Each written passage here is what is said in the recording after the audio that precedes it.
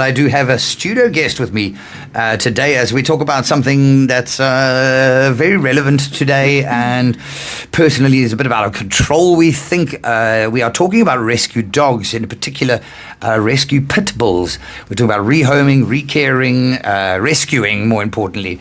Pit bull breeds and a couple of the other kind of breeds. But with me in the studio, I have Nicole Johnston from SerendiPitty, with a double T at the end for pit. SerendiPitty Rescue from here in Durban. Hi, Nicole. Hi. How's it going? Are you all right? Freezing. Freezing, yeah. Now, listen, Nicole, we met last week at weekend when we were up at the Shongweni show, and you had a beautiful stand there with a couple of puppies. And tell us just a little bit more now about SerendiPitty Rescue. It's specifically for pit bulls, and is it that much of an epidemic, shall we say, that there needs a specific rescue just for pit bulls? It really is an epidemic because people don't understand what they're taking in once they adopt them. They need to be a little bit more educated, I think. Yeah. I think education with any breed is actually really important because you don't know what you're getting unless you educate yourself on it. People take these dogs and don't look into what's necessary.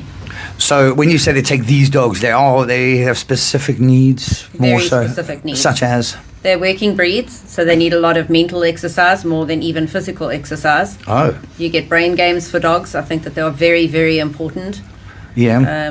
You need to exercise them still physically. You need to know that they should never be with siblings, ever. They shouldn't be with another dog even similar in age because the likelihood is that they will fight. Oh, siblings fight. Sibling rivalry amongst pit It's called bulls. littermate syndrome. Littermate syndrome. Explains a few things at the moment. Nonetheless, we're moving on. And also now tell me now, with the rescue, so how does it work? Someone calls you, someone lets you know, hey, SerendiPitty, there's a pit bull in need. So what? Just on top of that, what other what other pit bulls? We mostly do power breeds, very specifically pit bulls. But if we find another dog, like if one of the dogs I picked up on the road on a Saturday after work, I happened to pick it up. It was definitely not a pit bull. Yeah, sure. But I took him in. He really needed help. Yeah. He's amazing. He's rehomed into an incredible home now. You warm my heart. You warm my heart, Nicole. He's beautiful. Yeah. So as we're saying, so. Why the specific need for this? What happens? Someone calls you and says, I've got a dog, I found a dog, my neighbors have a dog. So very specifically, we like to do rehab. So we like to take dogs that are in desperate need. We don't generally rehome someone's pet. Yes. Taking a pet and putting that into a kennel is destructive for the pet. They think they did something wrong, and they didn't. We do long-term rehab for dogs that are in desperate need. Like bad cases where dogs have been abandoned, shot, abused, neglected to the point where they are skeletal. You have showed me some photographs which are very tough. Firstly, just if you get your camera on, we can show TikTok a photo right now. If you're not on TikTok, we are just now going to go outside and have a look at the dog. Let me just see if I can put that in front of you. Look at that little puppy dog. Here we go. Who's that? His Hennessy. Hennessy. Yeah. Hennessy. Oh, and who are the two I met last weekend at the show? You had two little puppy dogs there. Marshmallow. Marshmallow is still with us, and you met Atlas, and Atlas has actually gone to his new home this week.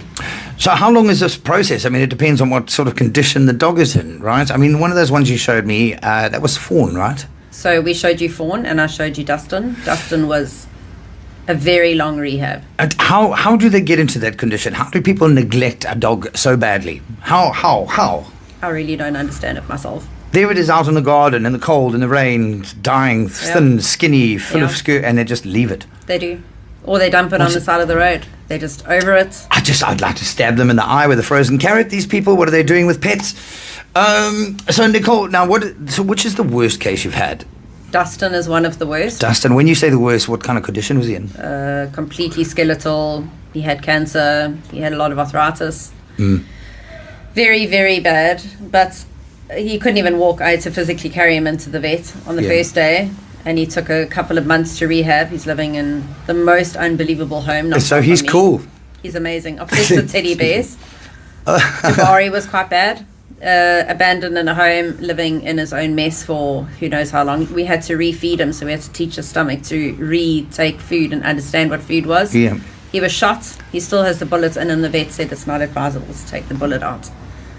He was also with us about a year and a half. And you, Nicole, how about you? So how on earth did you get into doing this? Were you in other kind of animal care? How did you just get into Since specific? small, I've always wanted to rescue everything. Sure. I can't help myself.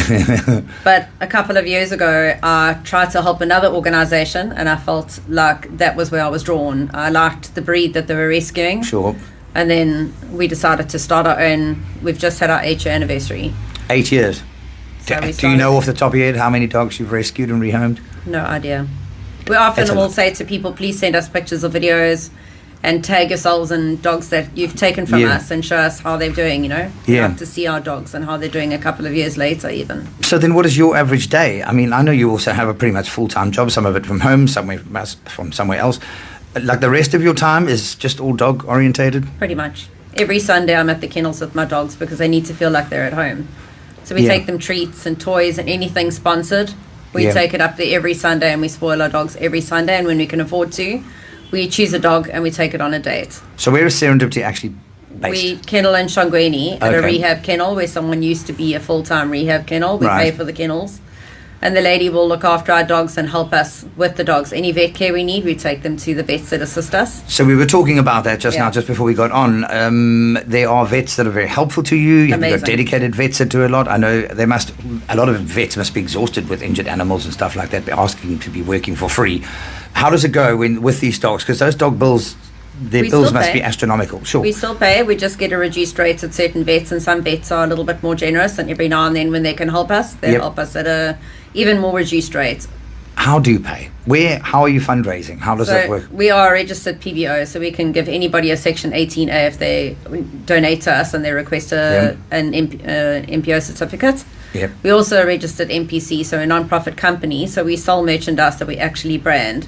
So we own our name. So when we brand something, like I'm wearing. Well, one yeah, of you my also shirts gave me now. a lovely T-shirt, and you had a lot of products on sale Yeah. at your stand at Serendipity. at the Everything show. on there is branded by us. Every single thing. There was is everything one from of ours. coffee to everything. What else you got there? We've got coffee. We've got flasks. We've got hoodies. We've got T-shirts. We've got. And then doggy things. Not really. Maybe a lead with a nice pit bull on it, but Okay. mostly people things because we are targeting the people. Sure. A lot of people that buy something don't even have a dog, but they like what we're selling. Yeah, well, they like what you do. Hmm. They like what you do, and they're supporting you. So, is there enough? I mean, do you cover your bills? Most times, no. Most times, no. No, we That's rely on the heartbreaking news. kindness of people. Basically, we charge an adoption fee when people adopt a dog, but it doesn't even cover our cost. So it's just one of those tricky situations where you're doing it out of love, and you've got to dig deep and Pretty much. find places. Now, I happen to have it on good authority that a young superstar named Kerry Miller once fostered one of these dogs. Did she? Amazingly, yeah. How long ago was that? Well It done, was you, a couple Kerry. of years ago, Yeah. actually, and she was amazing. We needed someone to step up for a very badly abused dog. She'd been hit by a brick. Yes. Her whole head was cracked open, and Kerry stepped in and said, no problem. How long was that little doggy with Kerry? Probably for about a month. Okay. Oh, cute, man. And then the dog went off and got a good home. Someone who was looking after the dog. Yeah. I saw the connection and I suggested that he adopt the dog, and the next day he phoned and said, I couldn't stop thinking about what you said and adopted her. Oh, yeah. I think that's the case. As I said to you as well earlier, is that I had a friend, she's no longer with us, but she used to look after dogs, all that, foster dogs. So that's in between their traumatic experience Yeah. and finding a home. And she probably had about 9 dogs through in the time that I knew her, and she bonded with them, but was fine. This is what I do. The dog goes, happy family, off they go. Can't But do there was without one guy. fosters. There was one guy, Doug the dog. Doug was just, I mean, he never left her side. He was absolutely besotted. She was besotted. She could never get past Doug on, he's ended up staying. Must be very hard for people who foster dogs. It is. It's an incredible gift, but almost all of my fosters have foster failed at some point. Foster failed. There's What does that mean? dog. Oh. There's just that dog. Oh, yeah, yeah. My lady that's looking after Fawn, that's coming in to come and say hi. Yep. She's fostered for me for years and years and years. Sure. And the most recent foster before her was a dog that everyone said was beautiful, but no one wanted to adopt. Her eyes just look everywhere but where they should. Yes. A little bit deaf, but such an extraordinary dog. Her name's Frankie, and my foster's got 2 special needs kids, and Frankie's amazing with them. That's a good story. You must have a lot of heartwarming stories. It goes from heartbreak to heartwarming, surely. My partner in the rescue, actually, that joined me not so long ago, started out as a foster as well, and it just felt like she was so committed, and she Yeah. helped me so much and lightened the load so much. I asked her to be permanent. Okay. Yeah. Listen, what we're going to do is take a song or two, and we're going to just see if the little puppy dogs have arrived. I know that Fawn's on the way, and you look almost like you're getting teary-eyed there. I get that. Let's take a couple of songs, and we'll come back to that. As you've just joined us, we are in part 2 of chatting with Nicole. Nicole Johnston from SerendiPitty. That's Pitty, because that's pit bull specialists, rescuing pit bulls and other sort of fighting breeds. And we have just, as TikTokers just saw, we did just step out the studio with the camera and have a look at little Fawn. So just very quickly, the story of Fawn again. When you got her? Fawn was brought to us by a family who had spotted her and thought she desperately needed a bit of help. Yeah. And she was how old? She was about 3 months old. Yeah. And she had to go to one of our vets, one of our amazing vets, and spent an entire month at the vet. They sent me updates, videos. Some of our volunteers even went to visit. Yes. Took her treats and toys, got her some teddy bears just for a healing journey. They gave her medicated baths all the time, once a week, twice a week. Yeah. Because she had sarcoptic mange. You can't touch her unless you're wearing a set of gloves. Oh, word. Yeah. And look at her now, she's adorable. She is just sitting on the couch with Sisanda, who's part of your team. What does Sisanda how he helps out at the... So Sisanda and I have been friends for a long time, and Sisanda lives at my house with me, and whenever I phone him and say I need you, he just gets in the car with no question. Comes in with me. He's looking with the biggest smile on his face there because he's the one looking after little Fawn right now on the couch. She's very sweet. Yeah, she's very sweet. So these dogs that go through these trauma, it is a poignant question to ask because as they are a fighting breed, and they've gone through rescue and rehab and all that stuff, and now look at her, she's a little sweetheart. But because they've been through such trauma and because they are pit bulls, what are the chances?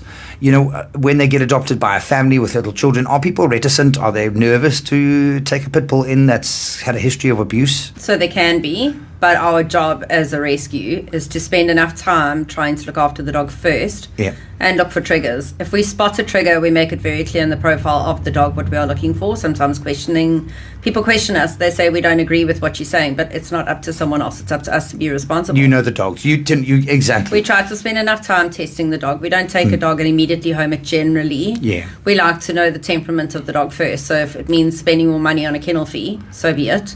Until we can be sure, because when a dog comes in, it's not the same dog as the dog in a month's time. Sure. Because the dog decompresses, and when it decompresses, it starts to show you what it is. Yeah. So while a dog could be tolerant for the first 2 weeks, it might not be tolerant on week 3 or 4. Right. Okay. So we need to be sure. And so what sort of people are taking these dogs in? And as you say, don't really know how many you've done in 8 years, but it must be a fair amount. Yeah, a lot of dogs. So what kind of families are taking them in? It could be anybody from somebody who's had a pit bull before, or I've had my people who've come to me and said, I really want a bull terrier. Yeah. And I said, I don't have a bull terrier, and they meet one of my pits and they'll end up adopting, and it'll generally be a family who says, I'll only do a pit bull again. What to you? What is the nature? Why is a pit bull so special to you? The bond with a pit bull is just different. They love differently. They love so extremely. Even when two dogs bond with each other, they're inseparable. They don't just get over losing their friend that's been with them for a couple of years. It takes them a long time to get over it. So they do just have a special heart. They're very, very different to bond with. Listen, Nicole Johnston from SerendiPitty. We are going to play with little puppy dog, little Fawn again here in the studio. We'll do a little bit of stuff with TikTok. So, as you say, you do rely on donations and sponsors and the good hearts of people. So how could people get involved? How can people find out more about SerendiPitty? They're welcome to contact me. Prefer WhatsApp because I am at work. My number is 083-780-1664. That hardly works. We'll put it online for just now. No one got that. But that's okay. But they can also find you on Facebook as SerendiPitty. Bear in mind it's P-I-T-T, double pit, SerendiPitty with a capital P. SerendiPitty Rescue. And your website? Also, I prefer Facebook. You prefer Facebook. All right, so someone can DM you on Facebook at SerendiPitty. There it is. It's so much easier to find on social media than to... No one's going to remember your phone number now, but we also do have your bank details. We'll do a little post later on, and we'll make a little Instagram video now, because not everybody's on TikTok, and I'm sure there's a few people wanting to see, and there are comments coming in. Thanks, everybody. Someone's just telling me about an adopted dog that we know called Rico, who's just absolutely... He was chained for a year, and that was the happiest, cutest, most loving dog in the world. I know little Rico. He is a darling. So true. And we say thank you and well done. We love anybody who does anything for animals. And as you say, you've been called out even to monkeys and other things. You're that person. Lizards. You say some lizards. Not even one. Oh, that's cute, man. Listen, Nicole, you're a gem. Thanks for coming in.